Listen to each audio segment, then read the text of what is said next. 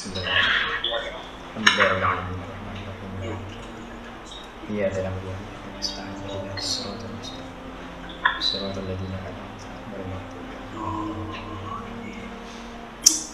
Alhamdulillah wassalatu wassalamu ala Rasulillah wa ala alihi washabbihi wa wala. Rabbi shrah lana sadrana wa yassir lana umurana wahlul 'uqdatam min lisani yafqahu qawlana. Subhanaka la 'ilma lana illa ma 'allamtana innaka antal 'alimul hakim. La haula wala quwwata illa billahi al-'aliyyil azim. Alhamdulillah insyaallah kita masuk buku baru. Buku ni sebenarnya usul fiqh, tapi buku ni ditulis dengan usul ahkam. Usul ahkam tu nama lain bagi usul fiqh. Dan kerana penulisnya orang Melayu, suami isteri dasarnya, maka lebih mudah kita bincang. Kalau kita Arab terjemahan tu mungkin kita agak ada masalah. Okey, jadi boleh kita habiskan bahagian A ni, itu takrif usul ahkam atau usul fiqh. Okey, suara saya boleh dapat dengar sebab suara saya boleh mengenal sikit sebab baru lepas sakit. Ini Datuk Burhan ni dia hadiahkan saya buah manggis, buah pulasan, buah rambutan. Rumah saya dia biasa dia soroknya, tapi ini kerana amanah orang tadi, satu bungkus, satu beg besar dikasih saya makan. Saya makanlah. Ada pagi tadi muntah belahak cari beret tak apa, kali kasih lagi Datuk Burhan. Cuma tak payah jaraknya bagi tahu semua Tok Osman, bagi Tok Osman. Dia rumah saya ni semua lah. Itu pun dah bagi 2 kan. Habis lah dia. Ya? Ya. Orang rumah juga yang salah. Orang lelaki ni memang. Dah dia dua bendul dia dua bendul. Dia kata ini tersok Osman. Itu nak jadikan cerita je. Dah jadi cerita dia. Okey, jadi saya masih lemah lemah. Apa tak makan nasi dari pagi sampai sekarang. Jadi lemah. Buat apa lah yang Osman boleh makan ni? Memang banyak kok, sebab terlalu banyak lah. Sebab Datuk Burhan kasih makan lah kan. Banyak-banyak. Rambutan banyak, pulasan banyak, manggil banyak. Malam ni kita belajar 1 jam je Ustaz. Tak apa, kita selesai santai-santai sikit. Malam 1 jam cukup. Tak Ustaz sihat. InsyaAllah sihat. Kita tengok Olimpik Boleh. Okey, pengenalan usul ahkam ni. Pendahuluan. Kita baca Semua ilmu di antara satu sama lain mempunyai hubungan kait, sama ada secara langsung atau tidak langsung. Ia selaras dengan tuntutan supaya setiap individu mempelajari semua ilmu supaya menjadi manusia berilmu dan beramal. Walaupun kita belajar fiqh, ada kaitan dengan usul ahkam, usul fiqh dan sebagainya. Ilmu usul ahkam merupakan pecahan kepada ilmu agama yang mana ia mempunyai hubungan yang erat dengan ilmu fiqh. Kalau kita belajar fiqh tapi tak belajar usul ahkam atau usul fiqh, maka tak kuranglah, ada kurangnya. Sebab itu saya kata tak lengkap. Betul kalau kita nak buat tes PhD, tak tahu usul fiqh, baru pensyarah tanya 1 kali, dia tak boleh jawab lah. Belum lagi Okey, di mana ilmu fiqh merupakan satu ilmu tentang hukum syariat yang praktikal yang diperolehi daripada dalil-dalil tafsiri. Jadi dalam takrif ilmu fiqh ialah ilmu tentang al-mukallafin, iaitu tentang perbuatan-perbuatan mukallaf yang dapat kita pelajari daripada dalil yang tafsiri. Maksudnya kita usul fiqh ni belajar tentang amalan-amalan, perbuatan-perbuatan yang diambil daripada dalil tafsir ini, Quran, hadis dan sebagainya. Okey, pengertian. Usul ahkam merupakan sinonim kepada usul fiqh. Artinya sama usul ahkam itulah usul fiqh, dia sinonim. Yang mana ia merupakan kalimah yang dicantumkan atau tarkib idhafi, iaitu daripada usul dan ahkam. Sama juga usul dan fiqh, daripada 2 kalimah. Sama juga asalnya waktun, solatun. Tapi bila kita rapatkan dia, waktu as-solati, namanya mudhaf ilaih. Jadi bila usul al-fiqhi, usul al-ahkami. Jadi yang kedua itu mesti dari bawah itu namanya mudhaf ilaih. Okey, itu namanya tarkib idhafi. Maksudnya tarkib itu ialah susunan idhafi yang disandarkan. Dia susunan daripada 2 kalimah yang disandarkan perkataan pertama kepada perkataan yang kedua. Perkataan pertama jadi mudhaf dan perkataan kedua jadi mudhaf ilaih. Dan dia kena balik bawah. Penjelasan iaitu usul dan fiqh yang membentuk suatu ilmu khusus. Jadi kalau usul saja lain maknanya, fiqh saja makna lain. Tapi bila usul fiqh Al-Ihkam ada Ustaz? Di sini al-ahkam. Kalau ihkam cerita lain. Ihkam dia dah jadi makna lain, iaitu penghukuman. Kalau usul hakam lain pula. Hakam iaitu bermaksud hikmah. Jamak macam kita ikam oleh kita tasawuf ikam. Atailah asalkan dari Mana tak ilah. Atailah asalkan dari. Itu kita ikam. Itu tasawuf yang tinggi maksudnya kalau betul kita baca ni pening kepala baca bawah dulu, baca penawar bagi hati dulu. Baru boleh. Lepas tu baca kitab yang tuan-tuan beli tu. Kita akan baca nanti. Tapi sepatutnya kita baca penawar bagi hati dulu. Kalau penawar bagi hati tak lepas, kita baca kitab Pak Sumit ni agak tinggi tu. Kemudian kalau yang ni tak lepas, kita baca kitab Hikam Atailah Sekandari. Tinggi tinggi. Boleh faham tapi pening kepala. Okey. Kalau hukum hakam ada di jam. Bukit Buka. Jadi bukit jadi buka. Gunung Ganan. Jadi hukum hakam. Jadi perkataan-perkataan yang berganda. Bila didabelkan jadi banyaklah. Tapi dalam tak boleh kita takrifkan dalam makna bahasa Arab Hakam tu dalam bahasa Arab mana lain, mana hukum jadi hakim. Hakam Hakam tu dalam bahasa Arab jadi hukum hakim. Hakam mahkamah syariah. Hakam ujian tahfiz. Tu hakim lah. Itu hakim. Okey. Pengertian bahasa. Pengertian usul dan fiqh. Berkaitan penjelasan perkataan tersebut sebagaimana berikut. Jadi usul merupakan plural jamak dia. Okey. Ataupun ia berasal daripada perkataan aslun. Sudut bahasa membawa arti tertentu. Jadi bila usul fiqh daripada aslun. Usul tu jamak, aslun tu mufrad, singular. Dan aslun itu berarti antaranya banyak arti dia. Aslun boleh berarti dasar. Dasar atau asas dibinakan sesuatu. Macam kita kata usul dakwah.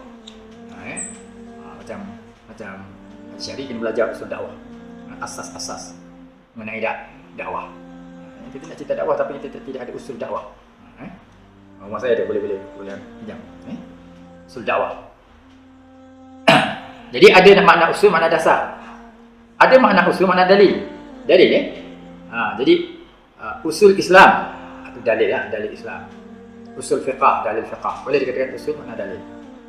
Dan juga boleh mengatakan dia disebut sebagai kaedah. Macam usul fiqhiyah. Usul fiqhiyah bermaksud kaedah-kaedah fiqh. Kita belajar la darara wa la dirar. Tidak ada mudaratan dan tidak ada mudaratkan. Al-yaqin la yuzal bisyak. Yakin tidak boleh dihapuskan dengan isyak. Al-umur maqasidiha. Satu perkara itu berdasarkan maksudnya. Itu namanya qawaid al-fiqhiyah yang boleh kita sebut usulul fiqhiyah. Sebab usul makna kaedah. Okey, pengertian habis makna usul Usul itu makna sekurang-kurangnya 3 makna lah. Makna dasar, makna dalil, makna kaedah. Pengertian fiqh dari sudut bahasa antaranya ialah pertama memahami. Kita pun makna fiqh, makna memahami dan mengerti. Fiqh tu makna al-fiqhu, makna al-fahmu, faham, mengerti.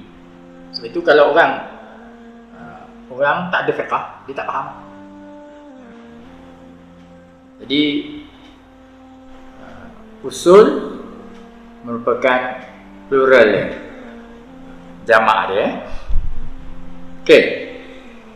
Ataupun ia berasal daripada perkataan aslun. Sudut bahasa membawa arti tertentu.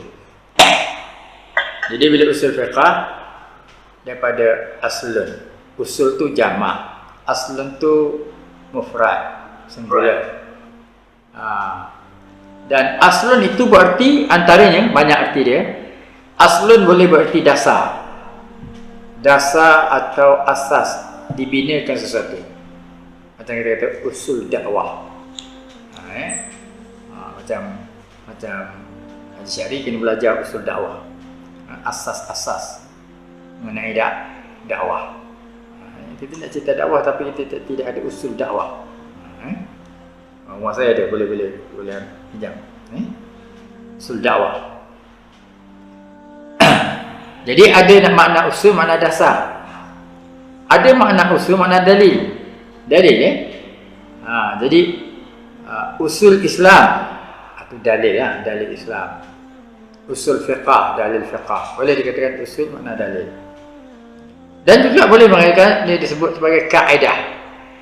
Ya, macam usul fiqhiyah. Usul fiqhiyah bermaksud kaedah-kaedah fiqh. Macam kita belajar la darara wa la dirar. Tidak ada mudaratan dan tidak ada mudaratkan. Al-yaqin la yuzal bisyak. Yakin tidak boleh dihapuskan dengan syak. Al-umur maqasidiha. Satu perkara itu berdasarkan maksudnya. Itu namanya qawaidul fiqhiyah yang boleh kita sebut usulul fiqhiyah. Sebab usul makna kaedah. Okey, pengertian habis makna usul. Usul tu makna sekurang-kurangnya 3 makna lah. Makna dasar, makna dalil, makna kaedah. Pengertian fiqh dari sudut bahasa antaranya ialah pertama memahami. Kita punya makna fiqh, makna memahami dan mengerti. Fiqh tu makna al-fiqhu, makna al-fahmu, faham, mengerti. Sebab itu kalau orang tak ada fiqh, dia tak faham. Tak faham.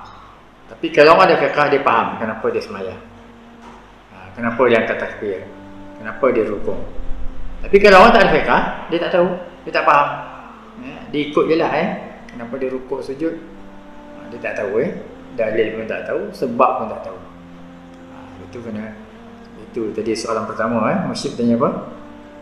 Ada latar belakang fiqh. Sebab fiqh tu tinggi makamnya tak boleh dicapai dengan satu hari 2 hari. Ya? Kan saya kata dulu, sebab bila ada PhD nak melahirkan orang yang pakar fiqh, sedangkan kita meloncat-loncat kita loncat-loncat. Jadi kita tak kokoh dia punya basic dia. Macam saya sebut juga Saya sebut juga kalau dia jadi mufti pun dia ada PhD dalam usul fiqh dan fiqh. Tapi dia tidak ada BA dalam fiqh. Sebenarnya tak cukup. Macam tuan-tuan lah BA engineering, BA accountant kan. Tiba-tiba ambil PhD fiqh.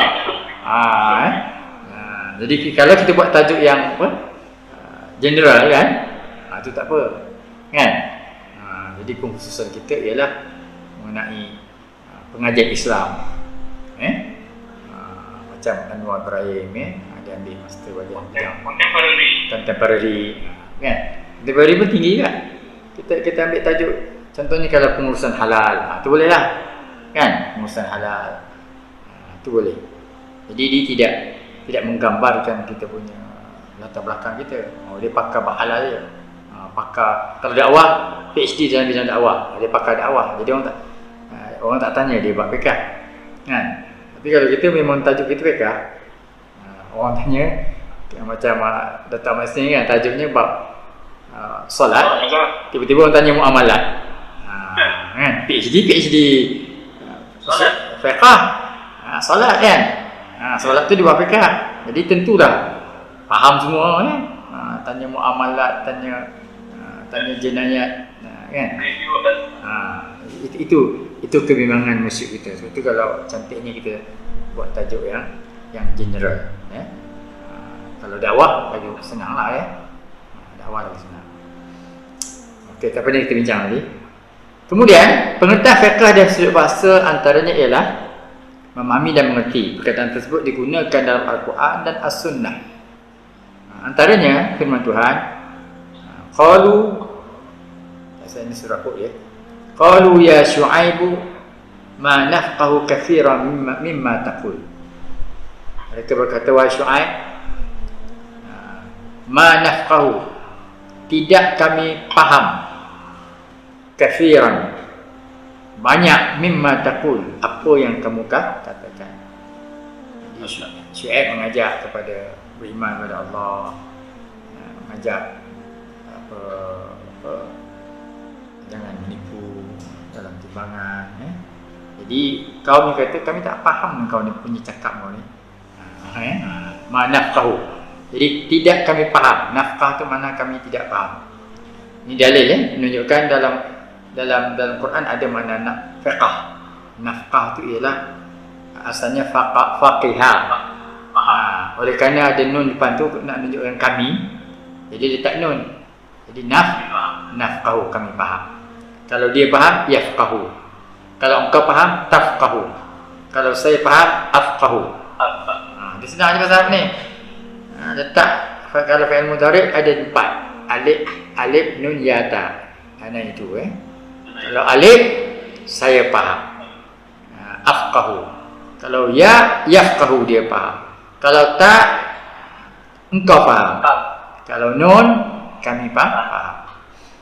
Okey, itu dalam Quran. Dalam hadis pula ialah riwayat Muawiyah. Baginda bersabda, "Man yuridillahu bihi khairan yufaqihu fid din." Man, sesiapa yuridillah, menghendaki oleh Allah, bihi, dengannya, khairan, kebaikan. Kalau Allah nak kita jadi orang baik, mendapat kebaikan, yufaqihu fid din, maka Allah faqihkan dia. Yufaqih, ya tu makna dia tu di Allah. Kemudian yufaqihu, depan tu maf'ul bih, makna dia kita lah. Dia orang yang Allah kehendaki tadi tu. Allah faqihkan dia fid din, dalam agama. Jadi kalau Allah nak berikan kebaikan kepada seseorang, Allah faqihkan dalam agama. Jadi kita ni belajar fiqh, bagi agama ini kerana Allah telah pilih kita mendapat kebaikan. Kita syukur. Kalau tidak, mana ada masa kita nak belajar ni? Belajar apa? Datuk Isnin dah berumur kan? Tak payahlah belajar kan? Tapi Allah nak kasih juga kebaikan. Nak belajar juga. Itu faqih fiddin. Datuk Bakar patutnya tak payah belajar lah. Dah makam tinggi dah. Ustaz Nazir dulu tu Maksud saya dah Nazir dulu dekat Kuruku baru masa saya kecil tapi dah besara dia orang politik nak belajar juga. Itu namanya Allah nak faqihkan kita, nak bagi kebaikan. Yang lain bidang engineer, bidang accountant nak belajar, itu Allah nak bagi kita. Siapa yang Allah nak bagikan dia kebaikan, Allah faqihkan dia dalam agama. Banyak sekarang kita tengok banyak artis-artis yang telah berhijrah kan. Allah nak faqihkan dia dalam agama. Cuma kadang-kadang dia tidak mengkhusus pada ilmu patut ada ilmu kita nak jadi pendakwah. Tak boleh ikut tabligh je. Ikut tabligh tak ada masalah, tapi ilmu kena belajar. Kalau tidak kita jadi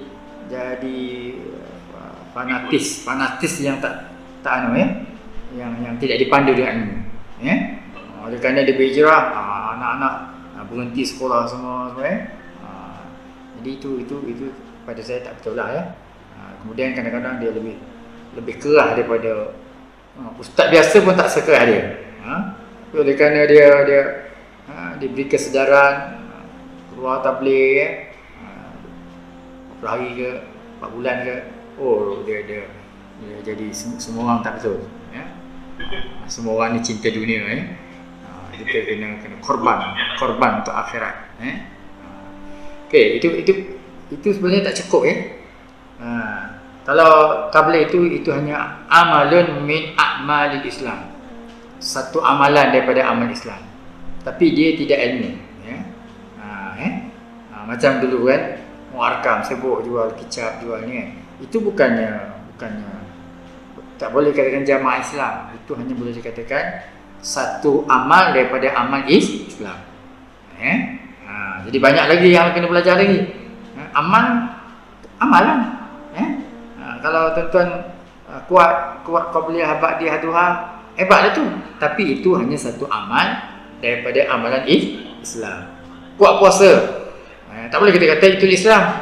Saya dah puasa sunat Islam hamil semua ni. Kan dah komplit Islam saya. Dah, itu amalun min amal Islam. Itu hanya satu amalan daripada amal Islam. Tak boleh kita kata dah cukup Islam tu. Okey. Pengetahuan yang mendalam. Yang kedua, erti fiqh ialah pengetahuan mendalam. Jadi ini yang kita perlu ni. Kalau kita nak jadi belajar peringkat PhD, kena faham yang mendalam. Bukan faham sikit je, faham mendalam. Semua amalan kita mesti tahu dalil yang paling kurang. Belum lagi kita kena tahu pendapat mazhab-mazhab lain. Itu namanya mendalam ni, pengetahuan mendalam. Kalau kita tahu mazhab kita je, belum mendalam lagi dah. Atau kita tahu boleh buat je tapi dalil tak tahu. Kita mesti dianggap nisbah orang awam kita dah pandai. Tapi nisbah dia kalau orang alim, kita ni jahil lagi. Jahil. Sebab tak tahu. Angkat takbir apa dalil? Oh, tak tahu, tak ingat. Sujud apa dalil? Tak tahu, tak ingat. Jahil lah kita. Nisbah orang lain, kita dah belajar dah. Safinatun Najah, dah belajar kitab fiqh. Hebat itu ya. Kalau orang ngaji pondok tu 2-3 tahun tu belajar Safinatun Najah. Kita belajar 4 hari je. Belajar seminggu je. Okey. Pengertian istilah. Tadi istilah pengertian dari segi lugah, bahasa ya. Bahasa tu namanya etimologi dari segi bahasa. Pengertian istilah pula. Istilah tu istilah fiqh lah. Usul daripada sudut istilah pula membawa maksud dasar yang dijadikan sebagai pembinaan ilmu fiqh. Dasar yang dijadikan sebagai pembinaan ilmu fiqh. Jadi bila kita usul, dasar fiqh. Nak bina fiqh kena ada dasar dia. Itu makna usul. Manakala pengertian fiqh pula menurut istilah antaranya ialah fiqh apa dia pula? Makna fiqh. Pertama, kumpulan atau ilmu yang berkaitan dengan hukum syarak. Jadi fiqh itu ialah kumpulan ilmu yang berkaitan hukum syarak berbentuk praktikal. Fiqh itu praktikal, bukan teori je. Mak semayang praktikal, muamalah praktikal, jenayah praktikal. Itu fiqh. Yang diambil daripada dalil-dalilnya secara tafsili, secara terperinci. Jadi fiqh itu praktikal, tak macam akidah. Akidah duduk dalam hati, duduk dalam pemikiran.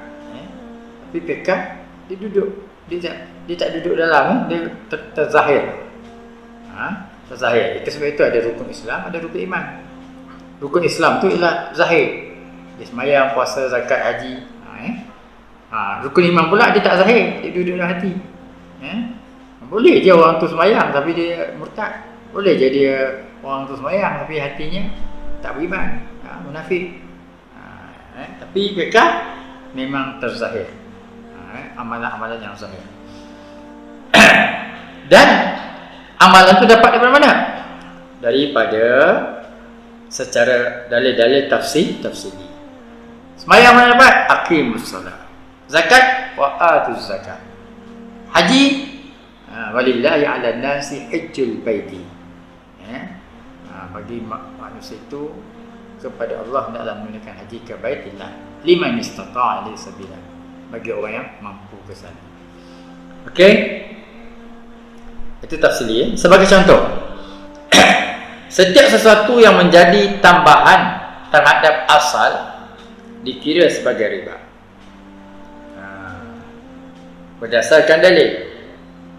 Jadi kalau Datuk pinjamkan pada saya RM1,000, Datuk Mak Isni pinjam saya, kemudian saya kena bayar RM1,200, 200 tu jadi riba.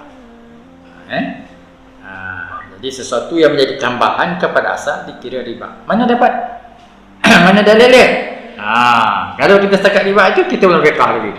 Tapi kalau kita boleh datangkan dalilnya ialah falakum ru'usu amwalikum, buat kamu itu modal, kapital, modal harta kamu. La tazlimun. Jadi kalau kamu nak taubat, kamu boleh ambil modal kamu. Jangan ambil lebih. Dengan kamu ambil modal kamu, la tazlimun, kamu tidak menzalimi. Wa la tuzlamun, dan tidak pula kamu dizalimi. Ya. Tapi mana ada orang pinjam? Bank mana ada pinjam macam tu pinjam 1,000 bayar 1,000, mana ada? Mesti nak lebih jadi lebih itulah keuntungan dia. Kalau ke Islam tak boleh. Tolong. Tapi itulah diusahakanlah, ditaklifkan macam mana boleh jadi kena bayar lebih, baik pun bisa ajil, murabahah lah, mutarabah lah, macam-macam okey. Jadi lebih tu dalam Islam makna riba. Lebih. Okay, ada riba tu riba al-fadl, lebih. Ada riba an-nasi'ah, riba kerana bertempoh naik riba, naik bunga. Okey. Yang kedua, memakan harta orang lain dengan cara tidak sebenar adalah haram. Berdasarkan dalil macam mana firman Allah Taala. Wala ta'kulu amwalakum. Dan jangan kamu makan harta kamu bainakum, di kalangan kamu, bil batil, dengan cara batil, dengan cara jalan yang salah. Jadi menipu ke, rasuah ke, riba ke, termasuk dalam ni dalil dia. Yang seterusnya, pengetahuan tentang hukum-hukum syarak berkaitan perbuatan manusia yang diambil daripada dalil-dalil terperinci. Jadi fiqh tu juga bermaksud pengetahuan tentang hukum-hukum syarak berkaitan perbuatan manusia, diambil daripada dalil. Jadi bila kita tahu hukum syarak yang berkaitan dengan perbuatan, fiqh tu perbuatan, dia bukan tasawuf lain, tak nampak. Tasawuf tak nampak, akidah tak nampak, tapi fiqh nampak. Nampak orang tu sembahyang, nampak orang tu kalau segi muamalat dia ikut syariat, tak ada mengecoh, tak ada menipu. Kalau haji, nampak dia buat haji. Tapi yang lain, akidah tidak, tak nampak. Tasawuf pun tak nampak juga. Sebab itu ada, boleh je ahli tasawuf tapi pakai mewah-mewah. Orang pun heran kat dia. Kau tasawuf tapi pakai mewah. Rupanya bila buka, dalamnya ialah baju yang baju huni.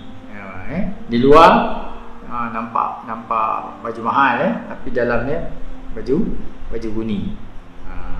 Jadi mana orang tahu orang tasawuf dia lain sikit.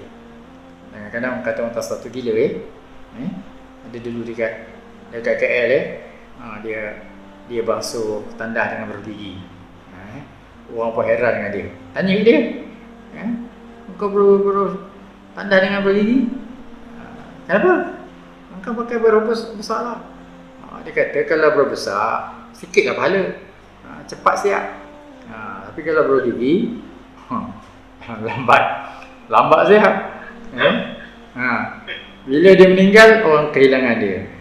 Kita pun tak tahu dia ni gila betul ke, gila isim ke, ataupun kadang-kadang dia sufi. Sebab orang sufinya dia tak nak, tak perlu pada pujian orang.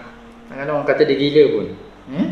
Sebab bagi dia Allah orang nak kata dia gila, dia kata peduli apa dia. Tapi itu makam tinggi dia. Makam tinggi macam tu. Okey. Pengertian usul fiqh. Menurut pengertian istilah, usul fiqh atau usul ahkam antaranya ialah apa maksud usul fiqh atau usul ahkam? Kita dah sebut tadi usul fiqh ialah usul ahkam. Dia sinonim Jadi maksudnya ialah yang pertama, sama ada usul fiqh atau usul ahkam, sama artinya. Pertama, ilmu berkaitan kaedah-kaedah yang dijadikan sebagai perantaraan atau alat untuk istinbat hukum-hukum. Jadi nama usul ahkam ni ialah ini yang katakan ilmu alat, ilmu alat. Kita nak jadi fiqh kena ada ilmu alat. Di antara ilmu alat tu Kalau kita nak dakik memang tak tercapai kita. Pertama bahasa Arab, Quran, hadis, usul Quran, kemudian fiqh, usul fiqh. Komplit tu, barulah kita boleh dijadikan sebagai perantaraan atau alat untuk istinbat hukum. Seperti kita belajar ni. Sebab kalau kita nak buat sesuatu, contoh kajian solat macam Datuk Ahmad sendiri kan, rukuk apa dalil Quran? Warka'u ma'ar-raki'in. Apa dalil pada hadis? Kena datang pula. Rasulullah menceritakan falamma raka'a farka'u. Itu hadis. Kemudian pendapat ulama, datang pendapat ulama pula. Syafi'i kata macam ni, Hanafi kata macam ni, Hambali kata ni. Kemudian kita kena tarjih pula. Jadi kita pula sebagai pengkaji, berdasarkan dalil ni dilihat dalil Imam Hambali lebih kuat daripada dalil yang lain. Jadi kita kena tarjih.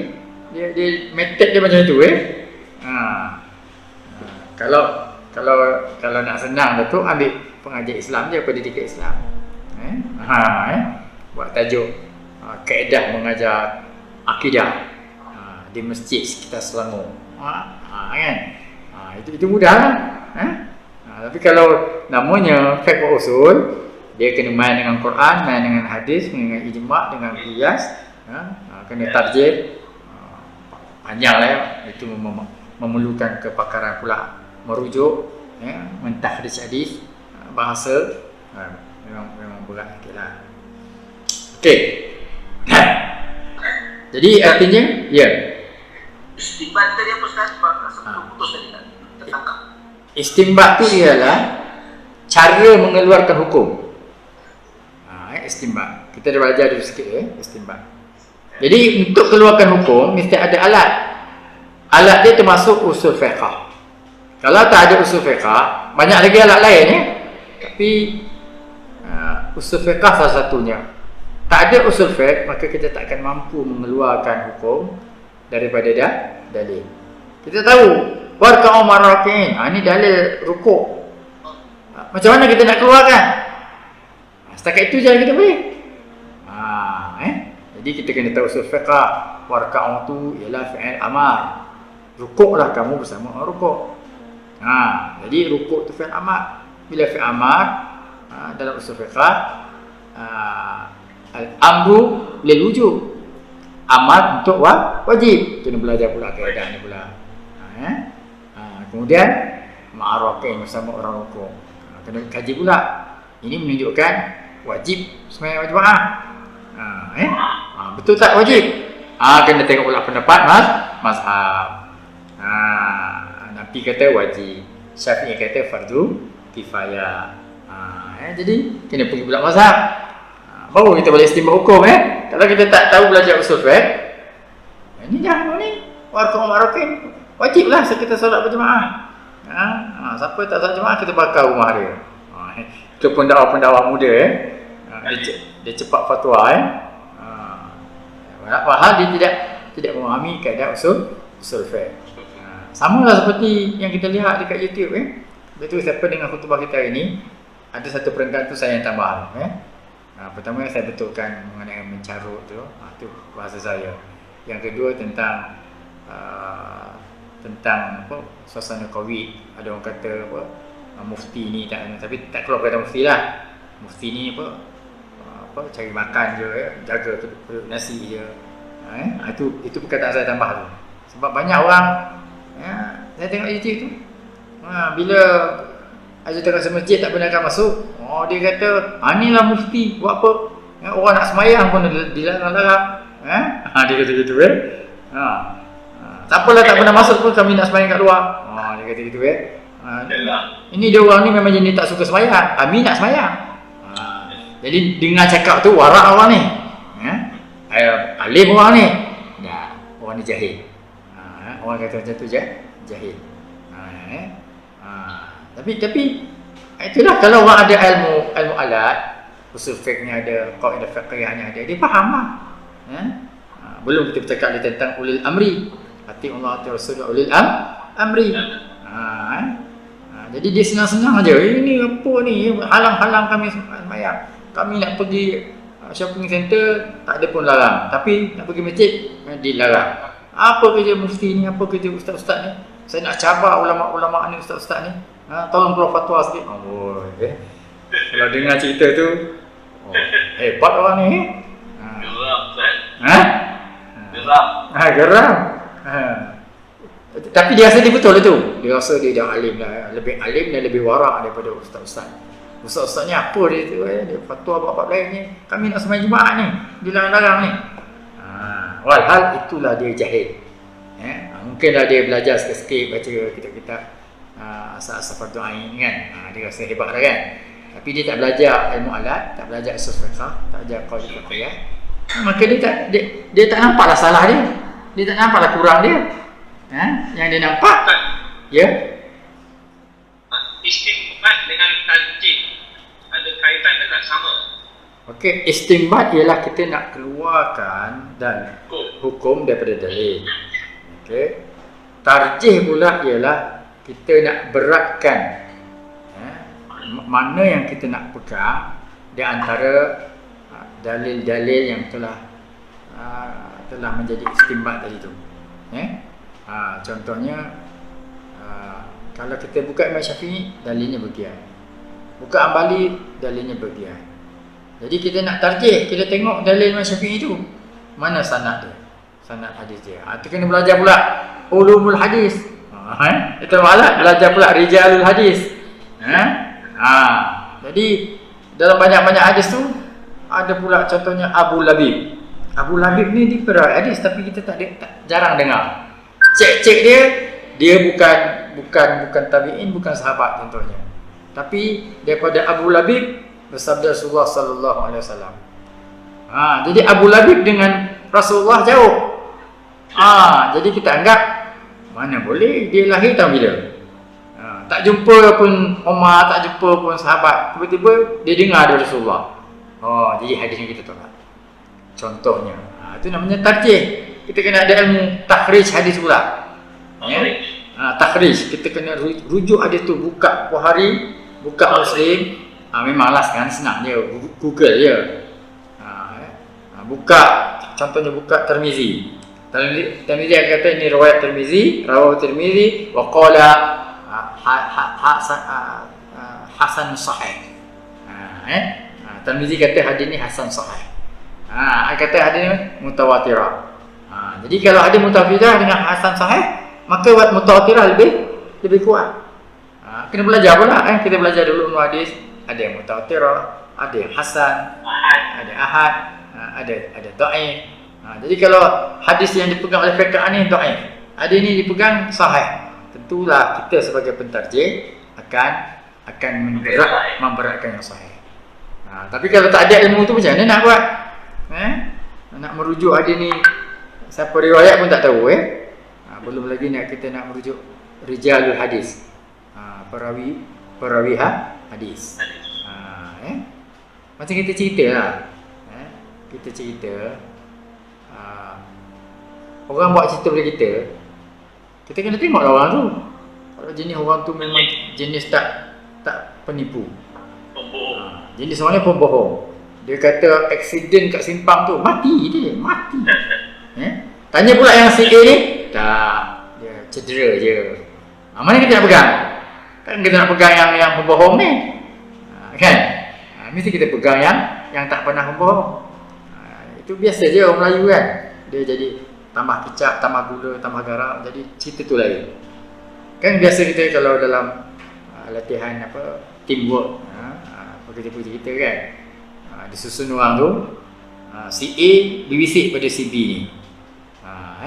Dia suruh macam ni. Si B ni dia pun sampai ke belakang, Jadi orang yang pertama dengan orang yang terakhir lain ceritanya. Lain ceritanya. Saya tengok kat YouTube tu kan.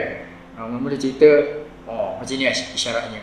Sampai kat belakang dah lain pula jadi macam ni isyaratnya. Kan? Itu secara fizikal tu. Apalagi kita meriwayatkan hadis. Jadi riwayat yang diriwayatkan oleh secara ahad seseorang mungkin berlaku penipuan ataupun kekeliruan. Tapi kalau saya cerita pada tuan-tuan dan ramai, tuan-tuan pula cerita pada orang ramai, itu namanya mutawatirah.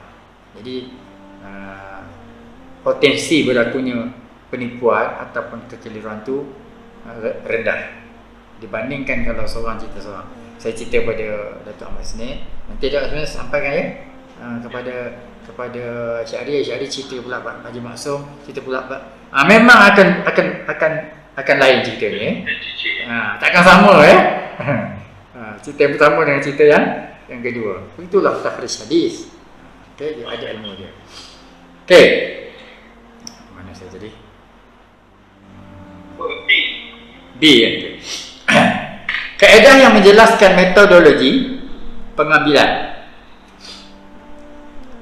Jadi dalam usul fiqh ini ialah menjelaskan macam cara mengambil hukum. Pengambilan hukum-hukum yang berkaitan dengan perbuatan mukallaf dari sudut syarat. Dari sudut syarat. Jadi usul fiqh itu ialah metod mengambil hukum. Dari sudut syarat. Ini di antaranya, kita buat contoh terus Bawah ni contohnya, setiap perintah atau lafaz amar, kulu washrabu aqimus solat, kan perintah tu menunjukkan perintah wajib. Seperti kewajipan menunaikan sembahyang ditunjukkan melalui dalil sebagaimana firman Allah wa aqimus solat. Kalau sebab dalam bahasa Arab, kalau qama fi'il madhi, dia telah sembahyang. Yuqimuna, mereka sedang sembahyang, itu fi'il amar. Kita ada past tense dengan present tense kan. Ada pun fi'il amar. Saya tahu dalam bahasa Inggeris ada tak fi'il amar tak ada rasanya. Perintah. Jadi dalam bahasa Arab ada fi'il amar. Jadi fi'il amar asalnya menunjukkan wajib. Asalnya, tapi ada yang kadang jadi makruh je. Di waqimus solat, kerjakanlah kamu akan sembahyang. Itu makna wajib. Asalnya. Jadi itu kaedah. Al-amru lil wujub. Fi'il amar menunjukkan wajib.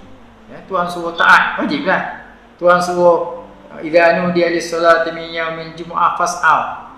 Bila diseru sembahyang Jumaat, maka bersegeralah. Wa dzarul bai', tinggalkan jual beli.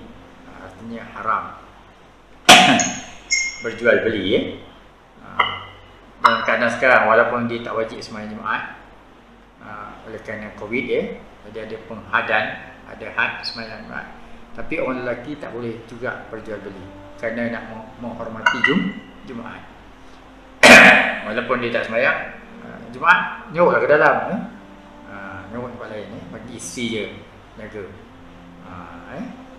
Sebab wadarul bai' fi'il amar. Tinggalkan jual beli.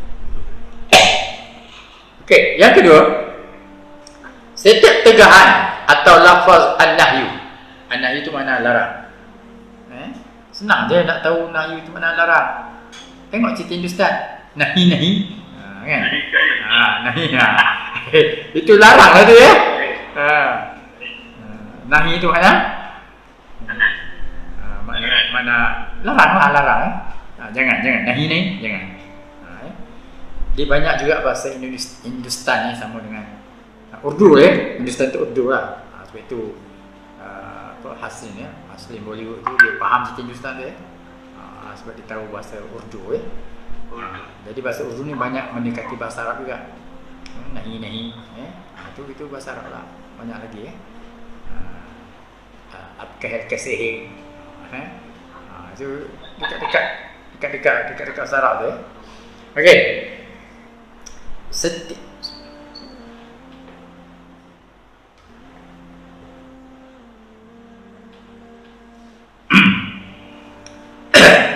Setiap tegahan atau lafaz an-nahyu menunjukkan hukum haram. Asalnya kalau tuan kata la, dalam bahasa Arab biasanya kalau la ya'kulu, itu bukan makna nahi, itu makna nafi. Dia tidak makan. Tapi kalau la ta'kul, ada ta, mati ke fi'il mudhari' itu, baru dia jadi nahi. Itu kena beza Jadi kalau kita nak kata jangan, mesti guna ta. La ta'kul, jangan makan. La taktub, jangan tulis. La tanum, jangan tidur. Jadi la tu bila ada ta, dia makna nahi. Tapi ada juga ta tu tak makna nahi. Perempuan Al-Fatimah la ta'kulu. Fatimah tak makan. Itu ta tu makna perempuan. Tapi biasanya dia berdepan lah. Dia kalau ta'kul berbaris mati, baru dia makna nahi. Sebab nahi dia dalam grammar ialah dia perlu pada alat jazam. Jazam ialah mensukunkan fi'il mudhari'. La tu ialah la nahi majzumun. La nahi yajzimul fi'la. Dia menjazamkan fa'il. Jazam tu makna mensukunkan. Okey. Tapi di sini tak ada perkataan la. Seperti minum arak haram hukumnya dengan melalui firman Allah. Allah kata apa? Ya ayyuhalladzina amanu. Wahai orang yang beriman. Innamal khamru. Hanyalah arak. Innama ni dalam bahasa Arab namanya adatul hasr. Kalau kita nak cerita makna hanyalah, mesti ada innama. Hanyalah. Okey. Katakanlah hanyalah isteri saya yang saya cintai. Innama az-zawjatul ula ahbabtu. Innama, hanyalah. Gitu contohnya. Kena buat dalil tu sikit kalau tidak nanti Puan Rosmi dah marah bantai isteri je, kita cerita lah sikit. Hanyalah adatul has, innamal khamru. Hanyalah adatul has. Bahawa sesungguhnya. Yalah, kalau segi maknanya lah. Bahawa sesungguhnya adatul has. Ada yang menggunakan alat ni menggunakan innama, ada menggunakan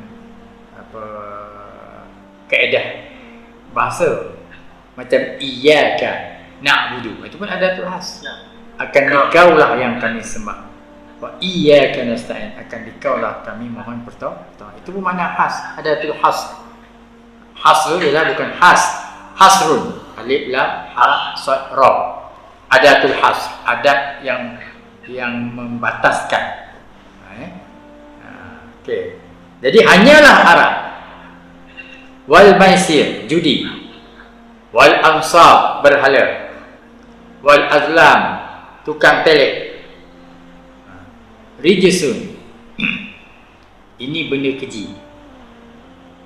Min amali syaitan, daripada amalan syaitan. Fajtanibu. Dia tak diguna perkataan nahi, tapi diguna fi'il amar. Ijtanaba asalnya, ijtanaba. Kalau dia fi'il mudhari' yajtanibu. Tajtanibu, engkau menjauhkan. Tapi kalau dia fi'il amar, ijtanib. Alif jim ta nan ba. Ijtanib, seorang. Kalau dua orang, ijtaniba, hendaklah dua orang tu menjauhkan. Kalau ramai, ijtanibu. Jadi kamu semua kena jauhkan. Kemudian ada dhamir hu. Ijtanibu hu. Hu tu ialah kembali kepada amalan syaitan tadi. Jadi semua perkara tadi, arak, judi, betul nasibnya berhala, benda amalan, benda keji, amalan syaitan, maka hendaklah jauhkannya. Semua tu amalan syaitan, maka jauhkan amalan syaitan. La'allakum tuflihun, supaya kamu berjaya. Jadi di mana datangnya dalil larang? Fajtanibu. Jadi kalau orang tak reti, dibaca the Holy Quran, saya baca Ustaz, tak ada pun dalil haramnya makan arak, judi, betul nasib ni. Tak ada perkataan innama haram tu, hurrimat, tak ada pun. Adalah dia kata fajtanibu, jauh. Jadi kalau saya minum dari jauh je Ustaz. Minum dari jauh je. Pakai straw jadi mana ada haramnya? Ini orang tak belajar usul fiqh. Jadi fi'il amar tu jauhkan. Dikaitkan pula dengan amalan syaitan, maka itu menunjukkan haram. Jauhkan, maksudnya wajib jauhkan. Kemudian benda itu pula amalan syaitan. Kenapa jauh? Amalan syaitan. Bila amalan syaitan, haram hukumnya. Itu kena belajar kaedah usul fiqh. Kalau nak saya perkataan haram tak ada sini. Mana ada haram? Tak ada. Larang pun tak ada. Ini yang dipegang oleh sistem Islam, pihak-pihak anti hadis, pluralisme, liberalisme. Sebab dia tak nak belajar bahasa Arab. Dia tak nak belajar usul fiqh. Tak mana kita belajar. Jadi dia kata, takkanlah semua Quran nak rujuk ke ustaz-ustaz, mufti-mufti. Kami boleh ni. Kami buka the Holy Quran. Inilah dia. Dan sepanjang kami kaji tak jumpa pun tadi perkataan haram tentang arak judi ni. Sebab dia tak belajar usul fiqh. Ilmu alat dia. Kita belajar usul fiqh ilmu alat lah. Okey. Ya. Lafaz nahyu tu ada beberapa perkataan. Nahyu tu mesti ada. Padahal tak ada nahyu. Hanya faiz ibu. Itu di antaranya. Dia asalnya la nahi. Tapi itu asalnya. Furuknya, cabang dia fi'il amar juga yang menunjukkan jauhkan, tinggalkan. Itu juga makna nahi. Jadi yang pertama tadi itu makna fi'il amar. Fi'il amar tinggalkan. Ataupun jauhkan. Jauhkan itu makna tinggalkan lah. Dia membawa kepada makna haram. Okey, yang kedua, yang C.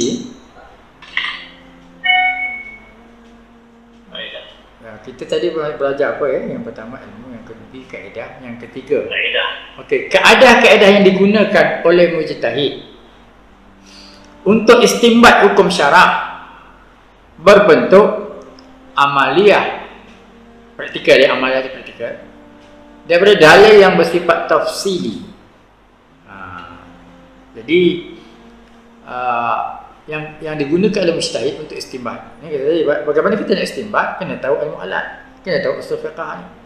Di antaranya ialah kita istinbat hukum syarak yang amaliyah tadi, yang bentuk praktikal tadi itu daripada dalil yang tafsili, dalil yang terperinci. Tafsili itu tafsil ya, terperinci. Dalil itu pula sama ada qat'i ataupun zanni. Ada dalil itu qat'i. Qat'i itu makna putus. Ya. Macam pergi haji, putus.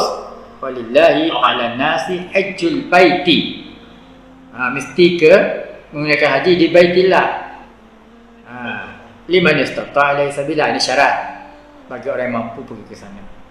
Tapi kalau kita nak ubah haji itu ke Langkawi, ke India ke, tak boleh.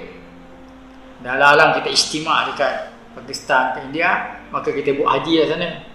Tak boleh. Orang tak boleh tu kan, dia istimewa ke India ke. Tapi nak haji kena pergi Mekah juga. Sebab dalilnya qat'i, hijjul baiti. Inna awwala baiti wudi'a lin-nas alladhi bi Bakkah. Rumah yang pertama yang dibina ialah yang berada di Makkah. Jadi dua dalil ini menunjukkan dalil qat'i, haji mesti kat sana. Jadi tak boleh dah kita ijtihad. Tak boleh kita ijtihad dah. Kita nak rungkai tak boleh okey. Macam parlimen kan. Ordinan darurat kan. Boleh dirungkai oleh parlimen. Kan? Tapi hukum dalil qat'i tak boleh rungkai dah. Jadi kalau wajib lah. Idza nudiya lis-salati min yaumil jumu'ah fas'au ila dzikrillah. Ini dalil sembahyang Jumaat. Kita nak tukar yaum Sabtu tak boleh sebab Quran kata yaum Jumaat. Sembahyang tu mesti hari Jumaat. Ini dalil qat'i, tak boleh. Kasih Ahmad dia pun dah pergi Mudah-mudahan kita sangka baiklah dia sempat taubat kan. Dia kata buat apa susah-susah buat haji dalam bulan Zulhijjah. Tuhan bagi kita otak. Kita pecahkan umat Islam ni. Muharram satu grup, Safar satu grup, apa lagi? Rabiul Awal satu grup, Rabiul Akhir, Jamadil Awal, Jamadil Akhir, Syaban, Ramadan. Kan tak adalah jam dekat Mekah tu. Jadi sekali dengar, betul juga Kasih Ahmad ni gila-gila juga kepala dia tapi itu menunjukkan orang tak boleh. Itu menunjukkan orang jahil. Dia ingat birai haji ni boleh ikut kepala otak dia. Kan dia Quran kata al-hajju ashhurum ma'lumat. Haji itu ialah dalam bulan yang tertentu. Iaitu Syawal, Zulqa'dah, Zulhijjah. Itulah bulan dia haji. Tak boleh buat di luar bulan Muharram pula. Tak boleh okey. Jadi Ustaz nak tanya. Ya. Ustaz, dalam macam istinbat untuk orang awam antara ulul amri, ulama muktabar dan juga mujtahid, yang mana satu Ustaz? Ulul amri. Satu lagi. Ulama muktabar dan mujtahid. Dia tiga tu dalam satu. Dia tak terasing. Tak mungkin dia ulama muktabar tapi dia tidak patuh kepada ulul amri. Tak mungkin dia mujtahid kalau dia tidak patuh pada ulul amri. Ataupun tak mungkin dia mujtahid kalau dia bukan muktabar. Jadi muktabar tu ialah yang diterima, yang berautoritas. Jadi yang berautoritas tentulah dia makam mujtahid. Kalau orang awam, orang biasa, tak boleh dia berfatwa. Itu yang fatwa macam-macam dia. Haram hukumnya orang melarang orang pergi sembahyang Jumaat. Itu kerana dia bukan mujtahid. Mungkin dia ustaz. Kan dulu ada kecoh kan. Tapi alhamdulillah benda tu dah selesai. Macam Asma Harun kan. Asma Harun ke? Ustazah kan. Dia memang hebat lah. Tapi bila dia kata orang tak sembahyang Jumaat 3 kali, dia kena taubat, buat dosa besar. Dijawab pula oleh Qadhi dekat Kedah, Syekh Faisal. Boleh buka YouTube. Kita kena ambil tahu lah benda-benda ni. Jadi bila dijawab, kecoh satu Malaysia. Dan mula-mula Ustazah Asma tu pertahankan juga sebab dia banyak pengaruh follower dia memang hebat. Tapi akhirnya dia pun mengaku minta maaf. Sebab saya sendiri khutbah tu saya buat lah, kami buat. Ini saya sedang nak cadang pada Jawatankuasa Fatwa khutbah. Khutbah ni dia punya pengurusinya pengarah jais, di bawahnya timbalan mufti. Kalau tauliah pengurusinya ialah mufti, sekarang mufti barulah Datuk Anhar. Semalam kita mesyuarat semalam. Jadi kita nak minta lah orang yang terlibat buat khutbah ni dibagi kad khas. Jadi dia boleh minta pada mana-mana masjid, macam saya surau takwa kan. Saya punya khutbah takkan tak boleh nak dengar khutbah. Jadi kalau dapat tu, jadi selesa lah kita kan. Ini kita buat khutbah tapi tak sembahyang Jumaat. Itu dia. Ini saya sedang usahakan ni. Jadi patutnya bila pembuat khutbah, tak ramai orang buat khutbah ni kan, yang Jawatankuasa khutbah. Jadi bila beritahu pada Jawatankuasa masjid, saya Jawatankuasa khutbah. Jadi tapi sekarang ni dia boleh jawab lah. Jawatankuasa khutbah pun dah tak cukup lah dia punya kota dah cukup Ustaz. Minta maaf Ustaz. Minta maaf lah. Kita buat khutbah tapi tak sembahyang Jumaat. Jadi kalau boleh ada keistimewaan sebab orang kita akan pertikaikan diri kita. Aku buat khutbah tapi aku ni cakap tak semua bikin. Tak semua Jumaat. Tapi sebenarnya tak semua Jumaat pun tak keharam pun. Sebab dah cukup dah kota. Saya kalau nak sembahyang Jumaat kena pergi balik ke ke Puncak Alam. Ke Puncak Alam, di situ saya nak sembahyang kat masjid boleh, nak sembahyang dekat Mak Tafim boleh. Sebab dua-dua tu bawah saya. Kan? Tapi kalau tak balik Puncak Alam, tak boleh dah sembahyang. Jadi artinya orang banyak tak sembahyang ini kerana kota. Jadi tak boleh kita kata dia berdosa. Berdosa. Kalau berdosa, saya berdosa juga. Semua kita yang tak sembahyang Jumaat berdosa. Jadi kena lihat sebab kita tak sembahyang Jumaat bukan kita nak. Yang kedua, ini adalah kepatuhan kepada ulil amri, kepatuhan kepada SOP. Jadi tak mungkin orang tu beristihad tanpa ada kepatuhan pada ulil amri. Oh, saya mujtahid. Jadi oleh kerana saya mujtahid, maka saya mengatasi ulil amri. Tak ada. Semua kena patuh, ati Allah, ati Rasul, wa ulil amri. Macam saya nak sangat sembahyang Jumaat, saya pula buat khutbah. Jadi kena lalu proses lah. Bawa dalam masyarakat.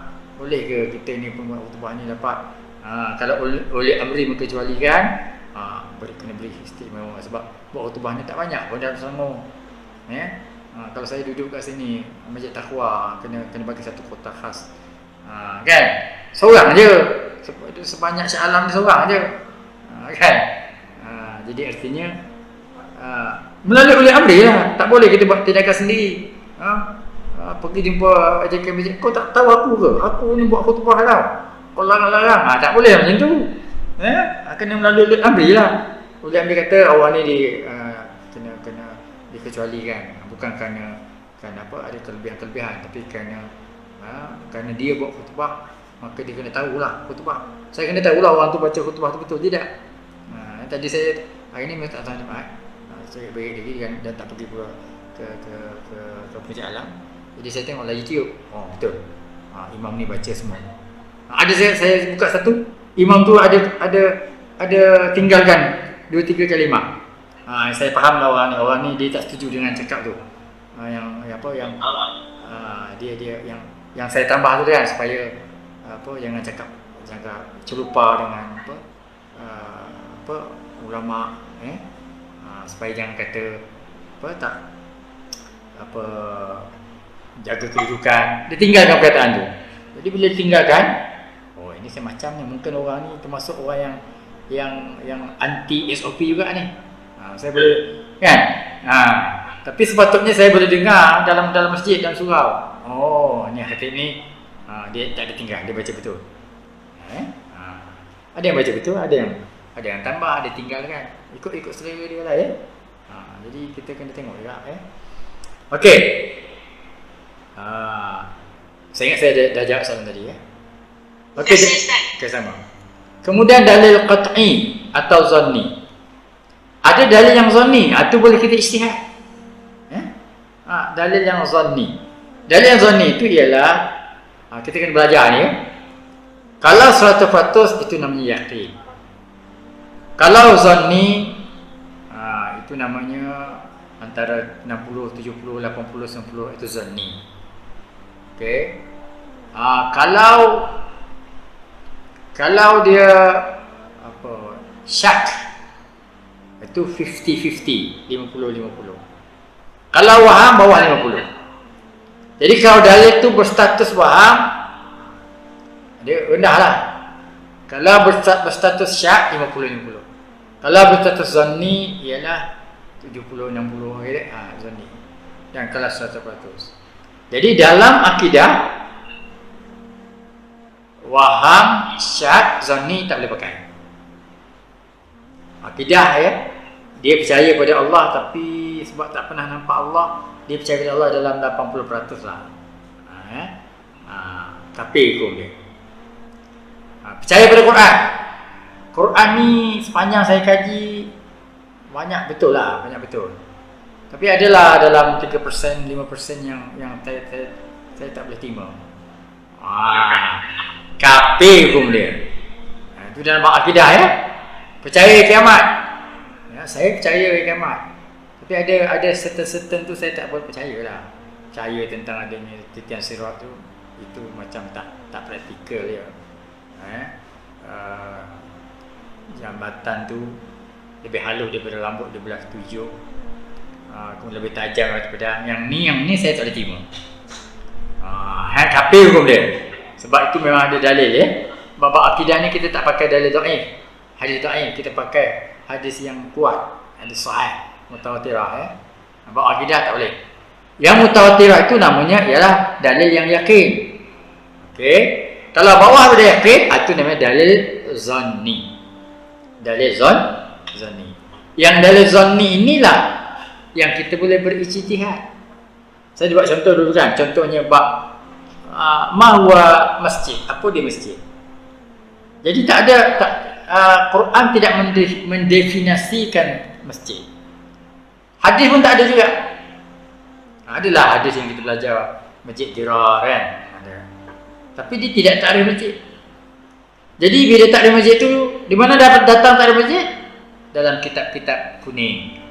Masjid tu ialah yang 7 lapis langit, 7 lapis ke bumi. Yang sebumbung dengan langit, dengan masjid, itu adalah masjid.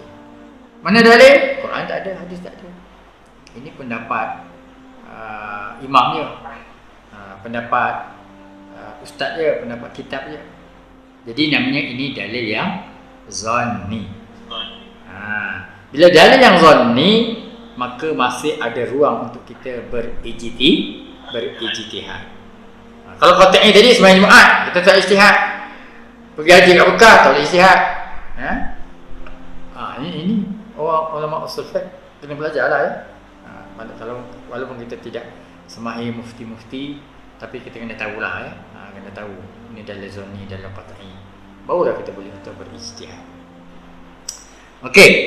Dalil tafsili ialah dalil-dalil juz'i, berkaitan dengan masalah tertentu yang dinaskan sebagai hukum tertentu. Sama ada dalil Al-Quran, As-Sunnah atau ijma' ulama. Jadi dalil, kemudian ada pula istilah dalil juz'i. Dalam dalil tafsili itu ada dalil juz'i. Tafsili itu terperinci. Tapi ada dalil juz'i. Juz'i itu ialah dalil itu digunakan untuk bahagian tertentu. Kalau kita nak bercakap soal faraid, ini dalilnya. Tak boleh pakai yang dalil yang lain, yang umum. Kalau kita nak bercakap tentang perempuan yang diharamkan kita kahwini, ini dalilnya. Melalui dalil Al-Quran, sebenarnya firman Allah, hurrimat alaikum, diharamkan ke atas kamu, ummahatukum, mak-mak kamu, wa banatukum, dan anak perempuan kamu. Jadi dalil ni menjusuk kepada bahagian perempuan-perempuan yang diharamkan kita mengahwininya. Siapa dia? Ummahatukum, mak-mak kita tak boleh kita kahwin. Anak perempuan kita tak boleh kita kahwin. Ada ayat ni panjang ya. Wa banatul akhi, anak-anak perempuan daripada saudara lelaki kita. Wa banatul ukhti, anak-anak perempuan daripada adik-beradik perempuan kita. Sampailah ujung ayat ni. Ini surah An-Nisa ya. Tak silap ayat ke berapa ya? Keempat ke lima gitulah, tak jauh ya. Dijumpa ni di sebelah kanan tengah ya. Hurmat alaikum ummahatukum. Tapi ada nota kaki 13 ya. Boleh rujuk, mungkin itu nak menunjukkan Quran ya. Firman Allah 12 ya. Nanti di ujung tu, di belakang sekali boleh jumpa ya. 12 tu bermaksud ayat ke berapa ya. Ada tu nota kaki 12 ya. Tapi dia tak buat kat bawah, dia buat kat ujung. Okey. Jadi ayat ini dia mentafsirkan, tetapi dia bukan boleh pakai untuk semua perkara. Ayat ini hanya untuk menceritakan tentang perempuan-perempuan yang diharamkan kita menikahinya. Itu namanya dalil juz'i. Dalil yang digunakan untuk juzuk yang tertentu, untuk bahagian tertentu. Kemudian dalil tersebut merupakan dalil tafsili. Dalil ini dalil tafsili kerana ia bersumber daripada Quran. Yang bila kita kata dalil tafsili, itu bermaksud ialah daripada Quran, daripada hadis ya. Ia adalah dalil juz'i yang berkaitan dengan masalah tertentu. Dia tafsili kerana dalil Quran hadis. Tapi juz'i kerana dia hanya digunakan untuk istinbat hukum dalam perkara perempuan-perempuan yang diharamkan menikahinya. Iaitu apa dia? Iaitu haram mengahwini ibu, dan mengenai hukum yang tertentu pula, iaitu haram mengahwini ibu. Jadi dalil ini dalil juz'i tentang ibu, dan hasil istinbatnya ialah haram mengahwini ibu. Dan begitu juga anak-anak perempuan kita haram mengahwini.